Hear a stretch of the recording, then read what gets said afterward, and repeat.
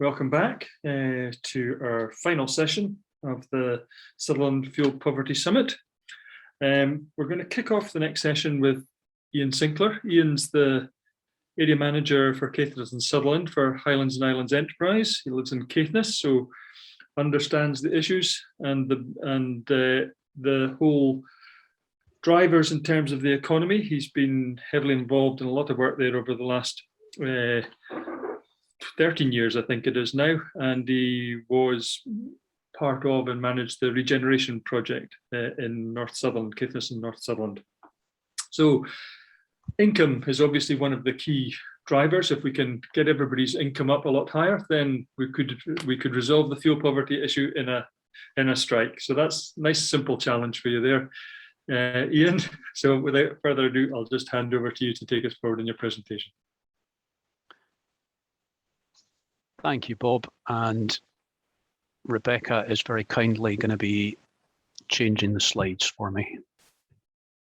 Yeah, so this is called Building the North Highland Economy. It could also be called Rebuilding the North Highland Economy, and I'll maybe come back to that as we go through this presentation. I've got a couple of slides to start off, which I'll go through quite quickly because we've covered quite a lot of the ground already today. So Rebecca, if you wouldn't mind moving on. Yeah, thank you. These infographics are part of something we put together actually for a project that we're working with the OECD with at the moment. You'll be familiar with most of the information contained in that first one. The one probably worth pointing out is the one at the bottom, which is about labour market, where we have in Caithness and Sutherland, and unfortunately both of these slides cover both Caithness and Sutherland. So we have a lower employment rate than both the Highland area and nationally, and also a lower economic activity rate, although only slightly. And apparently we have a lower self-employment rate, but and it's too small print to read here, but the sample size was so small there that there's no confidence attached to that self-employment rate. And our anecdotal information is the self-employment rate in Caithness and Sutherland is actually higher than the Highland average. Thank you. Next slide, Rebecca. So this is slightly more on point as far as this afternoon goes. A couple of things to point out here, and it's almost the perfect storm that previous speakers have talked about.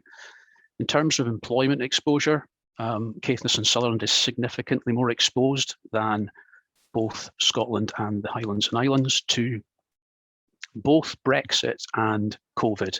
In other words, the sectors that are predominant employment sectors in the Highlands and Islands and in Caithness and Sutherland are more susceptible to the interruptions from COVID, but also some of the recent interruptions from Brexit. And you can see in the top right corner, some of the estimates for jobs at risk, and this was when furlough was still in place, were quite significant. Now that furlough has come to an end, we are waiting to see what effect that has on those figures. There is still a possibility that might have a slight net benefit in terms of those figures. So we're waiting to find that out. But the overall picture from that slide is that we are in Caithness and Sutherland more vulnerable than the rest of the Highlands and Islands. Next slide. Yeah, so this is more specifically about HIE. That's an infographic from our most recent operational plan, which I will talk about in a little bit more detail in a second. Main thing to point out here is our focus, which is effectively population, jobs, and the net zero agenda. And we've heard people talking about that from different perspectives today, and I'll give a little bit of an HIE perspective on at least two of those, if not all of them, for the rest of this presentation. Okay, next slide. Right, so in a little bit more detail, this is some of our slightly more detailed actions for the coming financial year, probably the next 18 months. First one I want to point out here, though, is the resilience and recovery one, which is both applicable to communities and businesses. But I want to talk particularly about some of the third sector impacts and activities we've seen. Because over the last 18 months, I think if we've learned nothing else, it's that the resilience effort on the ground, both in Sutherland and the rest of the Highlands, but particularly in Sutherland, has been absolutely outstanding. And I think both Di and other speakers today have talked about this. And it was very good to see the Cabinet Secretary talking about this and also acknowledging the need to effectively make more sustainable the effort that's gone on, the boots on the ground, I think, as people have called it, in both the resilience and the recovery effort. So we were very pleased to be able to administer the Scottish Government's frontline response to COVID in terms of community support. It's produced an amazing network of organisations, and I think our collective goal is to try and make that a sustainable approach to how we allow and support communities to deliver on our collective behalfs. And that goes into the place-based approach, which we've always, as an agency, had. I think several people have talked about the community wealth building agenda. I think COVID has probably brought that to the surface even more than was previously acknowledged. I think the good thing from our point of view is that the rest of the country appears to be catching up with that as a modus operandi. So I look forward to us being able to continue to lead the way in that. And I think, again, from a Sutherland and from a Caithness perspective, I think we're well versed in that.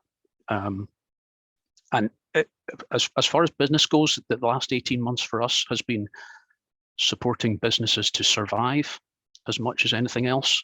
So that resilience phase has been brutal, I think, for a large number of businesses in the north. We are not yet, I think, at the end of that. I think some sectors are beginning to pivot into the recovery phase, but we're not all there yet. And I think that's an issue for all of us. And I'll come on and talk about that in a second. And I think the bottom point about labour market resilience goes back to some of the uncertainties that we currently have about the effects of the end of the furlough scheme, which remain to be bottomed out. I think the initial anecdotal feedback from partners is that there has not been a tsunami of unemployment presenting, or people presenting themselves as unemployed. So it remains to be seen, have those people transitioned back into their original employment, or are they now going to be moving on to other roles? We don't yet know that, but that labour market resilience piece is going to be crucial over the next 6 to 9 months. There seems to be a slight disconnection between people looking for employment and employers telling us they have vacancies. So we're trying to understand what that means. Where is the skills gap? Is there a skills gap? We think there probably is, and how do we address it? Next slide, please. Yeah, so we've rehearsed some of these already today. I think the main point I want to make is that we do have the combined COVID and Brexit impacts here. And in the north, we have these 4 inequalities that I would want to point out. Fuel poverty is why we're here. It's inextricably linked to access to services, to housing, and to digital connectivity. And several people have been mentioning that in the sidebars as we've gone through. So what we, certainly from my point of view as an HIE point of view, increasingly we see the interconnectivity of these. And whilst None of those necessarily are a direct remit of HIE, other than perhaps the original rollout of broadband. We increasingly see ourselves as part of the solution in all of those to greater or lesser degrees. And I think that goes back to something the Cabinet Secretary said this morning about the need for very much a collaborative and joined up approach if we're going to address some of these issues. Next slide.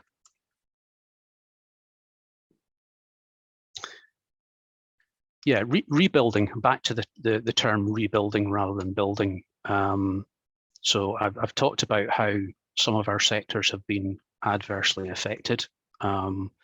Tourism, food and drink, manufacturing. How we move from here into a recovery phase, I think we have a number of opportunities, and I think some of them are on the ground in front of us, and some of them are still to be seized. Some of them are direct economic opportunities, and some of them are policy related. So I want to start with some of the more policy related ones. I have talked about how our area has or HIE's operation plan identifies three areas of focus. Net zero is the only one I haven't mentioned, but we do, I think, in this area, as people like Magnus have touched on already, we'd have a significant opportunity to contribute to net zero based on what we already have here, but also what we see on the horizon. That's also supported from a policy point of view by an increasing recognition that Caithness and Sutherland, from a population perspective, is in dire need of collective support. And you can see that Scottish Government's population agenda has been moving very quickly over the last year or so. We've been working with Scottish Government and a number of local authorities across the Highlands and Islands on both depopulation, but more importantly, repopulation, and how that, from a policy point of view, might allow us to do things either creatively or differently than what we have been doing so far. It's been helped significantly, I would say, in the last 6 to 9 months by the development of things like the Northwest 2045 vision, which I think puts a really useful geographic focus on some of these issues. And actually, a lot of the debate we had this morning in terms of fuel poverty, you could equally add population into that, and we would come to a similar conclusion. So it was interesting, Professor Hirsch talking about the potential upside of some of the mitigations being people working more from a home base than perhaps previously. It's one of the things we see increasing. Obviously, the pandemic has forced some people to pivot to home working. We're also now seeing people moving into the area to work from home. So people bringing their jobs with them, which is an interesting phenomenon that certainly we would like to see more development on, but it is inextricably linked to availability of housing and quality of broadband connectivity, all the things we've talked about already. So it's a complex issue, but we feel there's momentum growing behind it as we go into the recovery phase. And renewable energy, several people have talked about that. Magnus very capably set out the overall picture. Already on the ground, we are talking to both offshore and onshore wind projects. The ScotWind leasing round, which we will hear the results of in January, certainly in terms of offers being made. We're already in contact with several of the developers who are looking at sites off of our coasts, both north and east. It's also notable that there is a further ScotWind site off the northwest coast between Lewis and northwest Sutherland, which we have also got an interest in. So the onshore economic benefit from offshore wind is of real interest to us. And they are quality jobs, sustainable jobs, and potentially based in our area. If we can, as we think we can, secure operation and maintenance for some of these developers. But also we have interests in energy storage. We have several commercial interests in developing energy storage solutions linked to onshore wind, which do bring some jobs, not a huge amount, but they will bring jobs with them. But also interestingly, there are some alternative storage solutions like cryo batteries, liquid air basically, which are also live discussions for us at the moment. And also carbon sequestration. I mean, we shouldn't lose sight of the fact that we have in the middle of the mainland, we have the peatlands, the low country. And yes, we are heavily involved in the World Heritage debate on the peatlands of Caithness and Sutherland, but the carbon sequestration potential of the flow country is significant. And Magnus's Environmental Research Institute, amongst others, is heavily involved in trying to understand what the opportunities that might arise from that are. So that's of real interest to us as well. Yep, thank you. And the one that I haven't mentioned, but which I'll now mention, next slide, please, is the space industry. That's a photograph of looking down the Kyle of Tongue from Melness. Melness is the proposed, or the site of the proposed Space Hub Sutherland, which is moving towards hopefully a positive final business case being signed off. Those are, again, hopefully long-term, local, well-paid jobs. And if anybody was looking at the front page of the Northern Times this morning, you will see that we are in tandem with that, developing effectively a space cluster plan to broaden out how many other jobs we can attract into this area. So it's an example of the kind of mitigations we'd like to bring to play. All of them have caveats attached to them. Some of them inevitably about housing and connectivity and access to services. So fuel poverty being one of those four pillars that are make us nervous, basically. So being positive about opportunities like space comes with that caveat, but we remain very confident that we can secure those kinds of high value jobs. So thank you.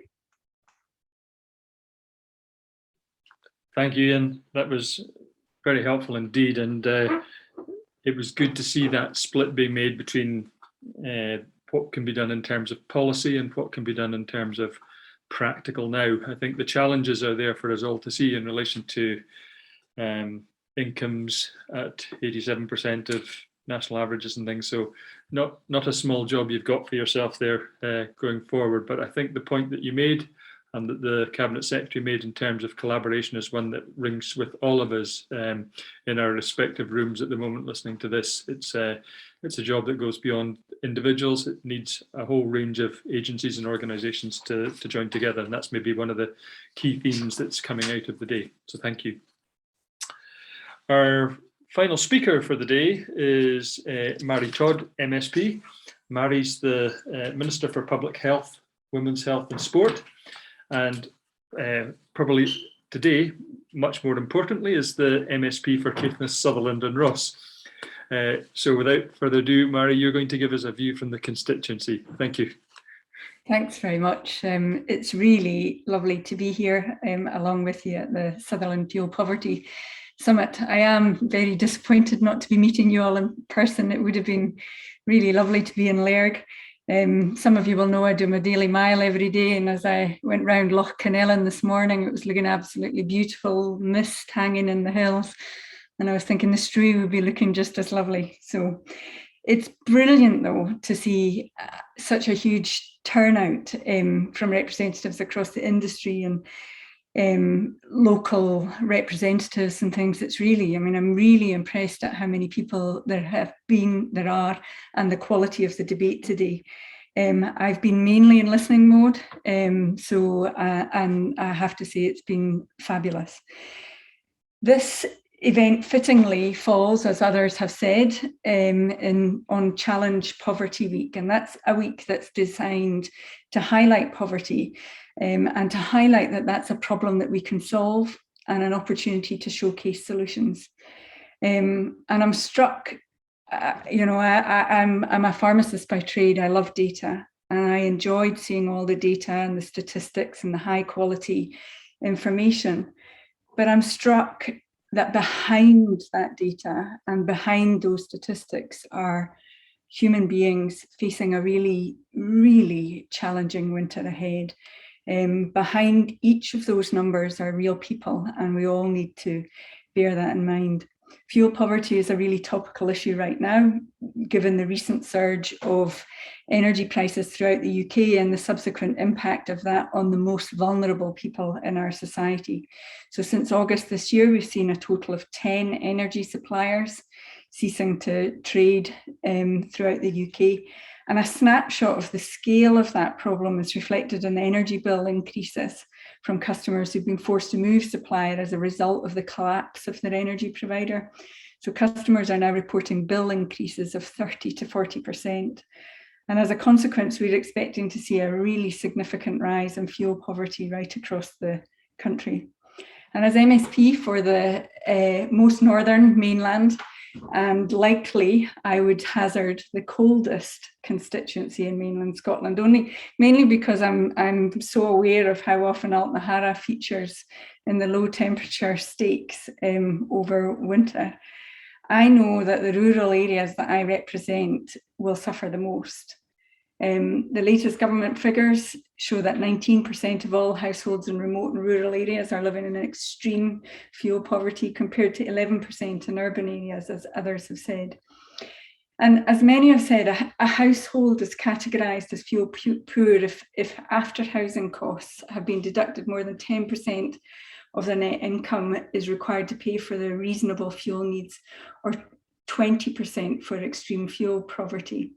After further adjustments are made to deduct childcare costs and any benefits received for a disability or care need, if their remaining income is insufficient to maintain an acceptable level of standard of living. Now, as Prof. Hirsch said, it was a long road to reach that definition, but I am really pleased that we did reach a definition at the end of the day, which reflected the reality of life in our communities.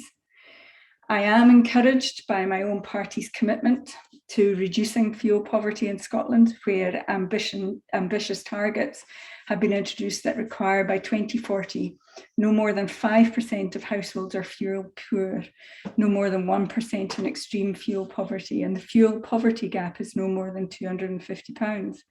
Like Kate, though, like my colleague Kate Forbes, I am troubled at the idea of that residual fuel poverty. But I have to say, I am heartened that each of those targets have to be achieved, not just in Scotland as a whole, but also within each local authority area. And I think that's quite an important safety net for us up here. As a health minister and also as a health professional myself, I'm all too aware of the link between cold homes and ill health. And research over the years has shown that living in cold, damp homes can exacerbate health problems and leave many at risk of respiratory disease, heart disease, circulatory disease, and mental health problems.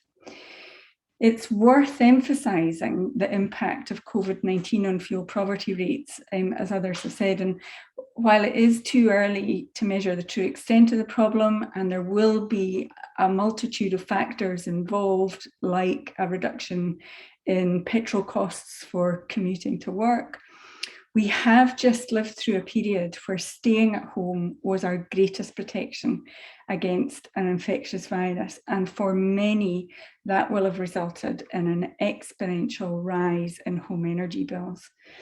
As we come out of the pandemic and move away from restrictions, lots of employers will be looking to retain the option of flexible home working. And whilst that does bring its benefits, absolutely, undoubtedly, it does mean that employees are largely expected to foot the cost of heating their homes during working hours, and a cost that was previously unaccounted for.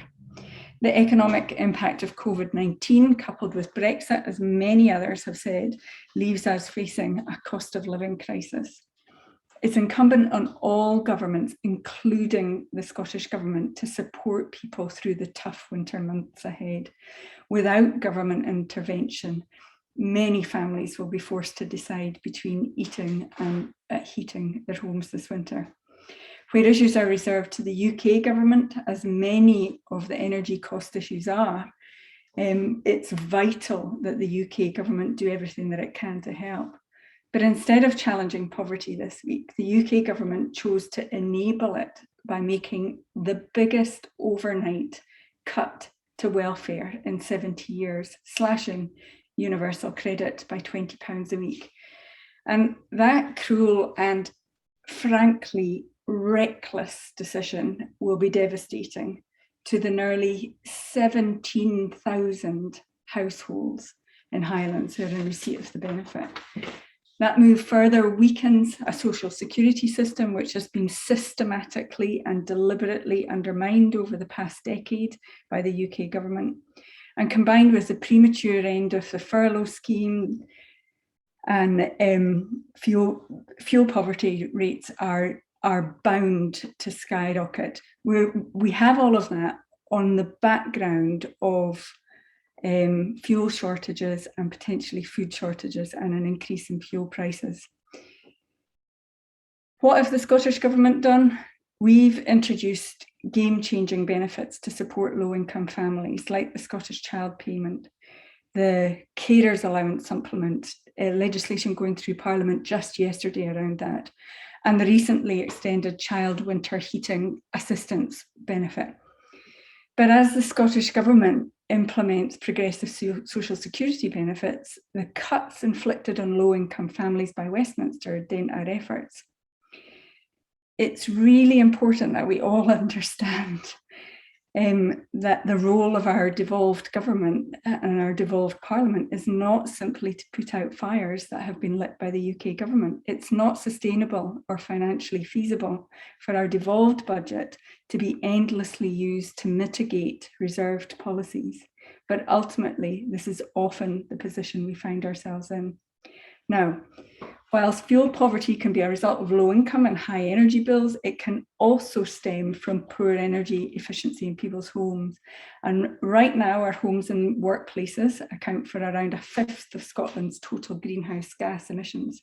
And there is no doubt that transformational action is required if we're going to address and improve energy efficiency in our homes and buildings. And I'm speaking to you today from my kitchen in Strathpeffer, in an over 400-year-old house. So I know the challenges that are involved with both insulating and with retrofitting low carbon options in much of the housing stock across the constituency.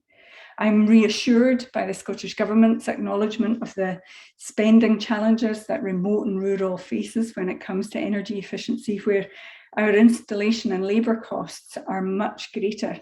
And I believe that that recognition will filter into legislative policy, levelling the playing field and putting the Highlands on an equal footing with the rest of Scotland. The Scottish Government's vision is that by 2045, we'll have a modern, integrated, low-carbon energy system that delivers reliable supplies of energy at affordable prices to consumers, eradicating poor energy performance as a root cause of fuel poverty. And achieving that will be no mean feat, especially in the Highlands. Many zero emissions heating systems are much more costly to install and can be much more expensive to run than high emissions alternatives. But the Scottish Government is acting to ensure the vision for 2045 is a reality. And that's reflected in our overall investment in heat and energy efficiency and fuel poverty schemes, which have risen to 268 million this year, an uplift of 85 million on last year's budget. I know my colleague Kate Forbes has gone through in great detail the actions of the Scottish Government, so I won't repeat all her points. But I would like to stress the importance of the UK Government matching our commitment. It's now for them to clearly, to set out clearly within the delayed UK heat and building strategy, how the UK is going to use legislation to incentivise rapid deployment of zero emission heat technologies. We need to know that the UK Government is going to work with industry and with consumers to clarify the regulation applicable to them and how the market's going to be reformed to make zero emissions heat cost effective. Collaborative and close government working across the sectors will be central, as many have said today, to overcoming the issues that we face and achieving net zero. We have to also, though, protect those most vulnerable to increased costs. We must address the unfair pricing that we face. In the Highlands, we've long been penalised by an unjust charging regime that just absolutely fails to account for our significant contribution to green, clean energy. I want to see people living here in the north of Scotland reaping the benefits of the energy that we produce, not being left behind and dealt with some of the highest fuel poverty rates in Scotland. Ofgem, the government regulator, say that the impact of a national charging regime in Scotland would be that 1.8 million households would face higher bills and 0.7 million households would see a reduction. That's why they're not going for it. And that's the 0.7 million includes us in the Highlands. It's essential that we fix that broken energy system, which leaves us up here subsidising the rest of the country. Renewable energy is already providing 97% of electricity and heating nearly 390,000 homes, but I want to see this accelerated and the Highlands directly benefiting from its production. In Scotland, we have an abundance of natural resources, and much of that is right here within Caithness, Sutherland and Ross. We have the potential to end Scotland's contribution to climate change. We're already leading the transition to the decarbonised age with some of the world's most ambitious energy reduction targets in law. I know that many of you here today, like me, will be eager to learn of the outcomes of COP26 and what that's going to mean for the industry and the consumer. One thing is for sure, though, our action must be radical and transformative if we are to truly address the climate emergency and implement meaningful, socially inclusive change. Thank you for inviting me to speak today. It has been an absolute pleasure to hear the contributions of everyone here, and it has certainly given me a great deal of food for thought. Thank you for listening. Well, thank you, Minister, indeed, and giving that perspective. And I think many of the points you made there in relation to national policies are ones that we've been banging on about, for want of a better phrase, for quite some time in terms of distribution costs, grid costs, and tax costs. Stuart Wilson from Tyne Shigal made a very useful point in the comments there, saying that the HMRC tax reclaim for home heating, which you can do if you've been working at home, is £1.20 per week for basic rate taxpayers. £1.20 is about the value of 4 kilowatt hours, which might run your room heater for about 2 hours. So in terms of an actual compensation for home heating, you can see it doesn't really work very well. I think on broader taxation issues, there's ones I agree with entirely. The burden on electricity users is far higher, 23% or thereabouts, compared to 1.8% on gas taxpayers. That's all going into your levy and eco costs. Seems a very unfair way to raise tax, as it disproportionately affects the poor. So these are things that hopefully ourselves and Scottish Government can lobby the UK Government on changing. That said, we've heard a little bit today from the First Minister, from the Cabinet Secretary, about what might be included in the slip of the tongue there. She's not got the job yet. Not yet. There's a Highland takeover underway, though. First. Sorry, there's a little bit of tongue about what was going to be in the fuel poverty strategy, and I think there's a lot to be welcome for it. But that's not to let the Scottish Government off the hook either. I think there are things, particularly in relation to the unfairness of the changes that have been made to Warmer Home Scotland criteria, and I hope that's something that you'll be able to take forward with colleagues, because I think you've heard from a range of speakers today just how disproportionately unfair that is, particularly when gas boilers are being replaced still in the Central Belt. So thank you very much. There's actually not been any questions coming in on that session, which I think you've either answered all the questions. Off the hook.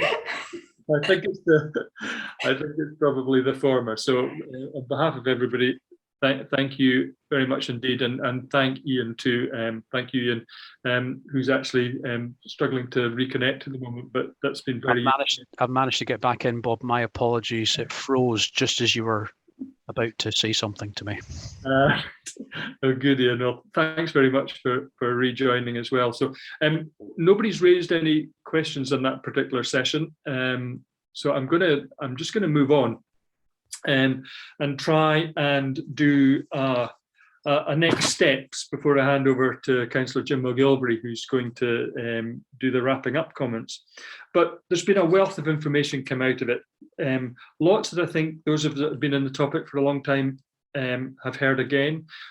Lots of things that are new too, and I think that's been the power of having such a broad group of people, both in terms of presentations and in terms of questions raised. So I've certainly learned a lot, and I've got quite a lot to write up as a consequence of that. So thanks indeed. In terms of what we're going to do, and this is in terms of the Sutherland Development Trust, we're going to finish off writing up the full report. You've hopefully all seen the executive summary that came from the survey. Well, we'll do we'll tidy up the full survey, and we'll get that published in the not too distant future.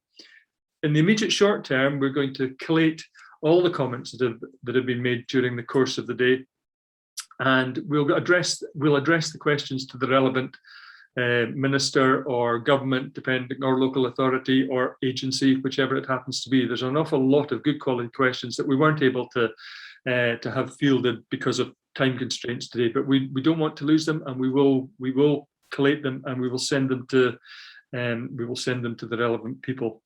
We'll also, or the Sutherland Development Trust, along with or working for the Sutherland Partnership, will hopefully develop an action plan in terms of where we think the big changes need to take place for the scourge of fuel poverty to be addressed.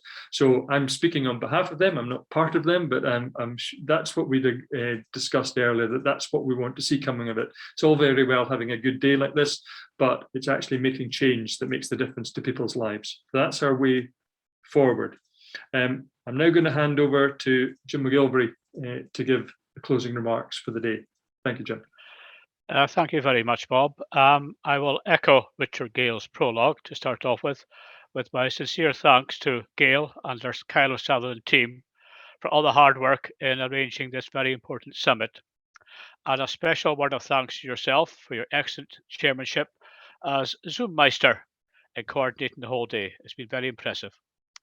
I also have great appreciation for the thought-provoking contributions of all our speakers, some of which will significantly raise audience temperatures, I've no doubt. And a special word of thanks to Kate Forbes and Marie Todd, Cabinet Secretary and Minister, for giving of their time so generously. And a final thanks to all who have attended today, such a wide audience from Shetland, Orkney, Western Isles and Loch Harbour, as well as more local attendees, emphasises the critical nature of this subject matter. I personally take two main lines from today's Start Focus on fuel poverty. As we enter an era of dramatic decarbonisation, I would emphasise to Scottish Government, and I think both Cabinet Secretary and Minister would concede these points. Firstly, Ross Armstrong's words, and echoed in part by Magnus Davison, unless there is a just transition, there is no transition. It's a phrase which will live with me. SGN may be pumping hydrogen through their main gas network, but the pipe stops at Invergordon, and that does nothing for us here. There's a very similar point made by both Rebecca King and Dan Alexander. One size does not fit all. And I think it's important that our government remembers that. I take on board Hannah Dunn's 4 options in her presentation, but at this time, I don't think they fit with what Sutherland needs.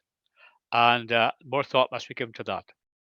So in conclusion, I thank you all for attending. This has been a Fuel Poverty Summit in name, but also a call for urgent action in what it demands of all of us. And that's a responsibility I take away with me. So thank you very much, Bob, and thank you very much, everybody, for their contributions.